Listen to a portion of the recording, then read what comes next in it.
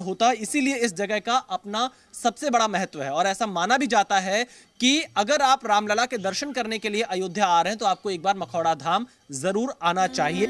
राजा दशरथ ने यज्ञ के बारे में गुरु वशिष्ठ से उपाय पूछा और उनके बताए उपाय के बाद मखौड़ा धाम में संतान प्राप्ति के लिए यज्ञ कराया, जो सफल रहा।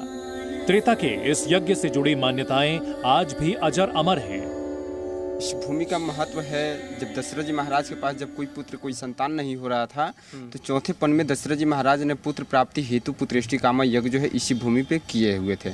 यहाँ पे यज्ञ आहुति हवन किए तो अग्निदेव हब लेकर प्रकट हुए थे। हब माने जो है खीर बोला जाता है, तो वही खीर जो है तीनों रानियों को दिया गया था।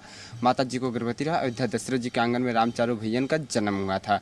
अभिजीत जी, यानी कि अगर राम जी का जन्म हुआ तो मखौड़ा धाम का ही सबसे बड़ा महत्व है। अगर पुत्रेष्टि यज्ञ ना होता तो भगवान राम का जन्म कैसे होता? ये तो राम जी की दशरथ जी की जो है मनोकामना था, तो यहाँ पे जो है यज्ञ किए तभी जो है उनके पुत्र की प्राप्ति हुआ था अयोध्या दशरथ जी में। राजा दशरथ की इच्छा के मुताबिक मखौड़ा धाम में श्रृंगी ऋषि ने 7 दिन तक यज्ञ किया था, जिसके बाद ही सूर्यवंश में पुत्र रत्न की प्राप्ति का संयोग बना। मखौड़ा धाम में इस वक्त हम मौजूद हैं। अमित चतुर्वेदी जी हमारे साथ में, जो कि मखौड़ा धाम की बगल में किसान इंटर कॉलेज है, इतिहास के प्रवक्ता हैं। तो इन तमाम चीज़ों पर जो धार्मिक स्थल हैं और इससे जुड़े जो इतिहास है उस पर काम करते हैं। अमित चतुर्वेदी जी, मनोरमा नदी का किनारा, और राजा दशरथ ने इसी स्थान को क्यों चुना पुत्रेष्टि यज्ञ के लिए त्रेता युग में? क्योंकि उस समय जो हमारे ऋषि मुनि थे और उसमें खासकर गुरु वशिष्ठ जी ने जो खोज किया, उसमें बताया गया कि दुनिया में सबसे पवित्र स्थल मग क्षेत्र मखौड़ा ही है, जो मनोरमा नदी के किनारे है। और यही उस यज्ञ को संपन्न किया जाना चाहिए। और यहाँ से करीब 10 किलोमीटर दूर श्रृंगी ऋषि का आश्रम था, और श्रृंगी ऋषि उस समय के बहुत पहुँचे हुए ऋषि थे। तो गुरु वशिष्ठ ने यही सलाह दिया कि श्रृंगी ऋषि द्वारा ही वो यज्ञ होना चाहिए, पुत्रेष्टि यज्ञ, जिससे भगवान का जन्म। और कितने दिनों तक ये यज्ञ चला उस समय? ये यज्ञ 7 दिन तक चलता रहा। मखौड़ा धाम में जिस जगह राजा दशरथ ने यज्ञ कराया था वो आज भी संरक्षित है और बड़ी संख्या में श्रद्धालु यहाँ दर्शन के लिए पहुँचते हैं। मखौड़ा धाम में मनोरमा नदी का किनारा है और इसी जगह पर राजा दशरथ ने पुत्रेष्टि यज्ञ किया था और यह यज्ञ लगभग 7 दिनों तक चला था। इस नदी की भी अपनी मान्यता है और साथ ही वो आज भी यहाँ पर एक यज्ञशाला बनाकर रखी गई है, जहाँ पर मैं मौजूद हूँ।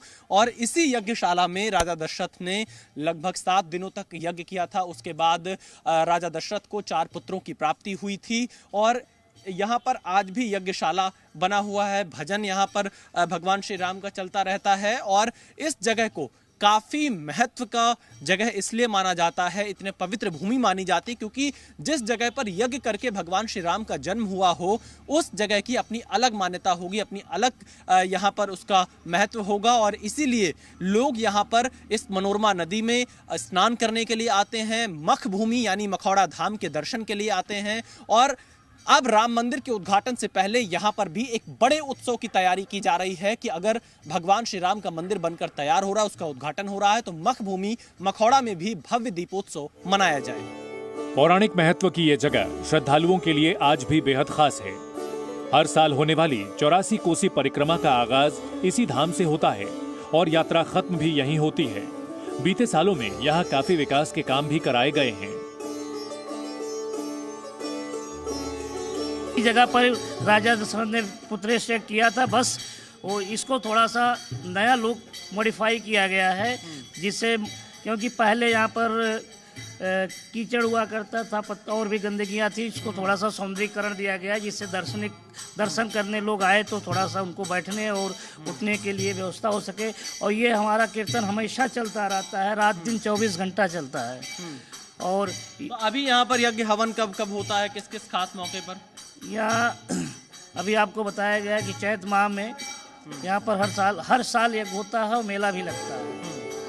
मखौड़ा धाम के पास बहती मनोरमा नदी से जुड़ी भी कई पौराणिक मान्यताएं हैं, जिन पर आज भी लोग पूरी श्रद्धा के साथ विश्वास करते हैं।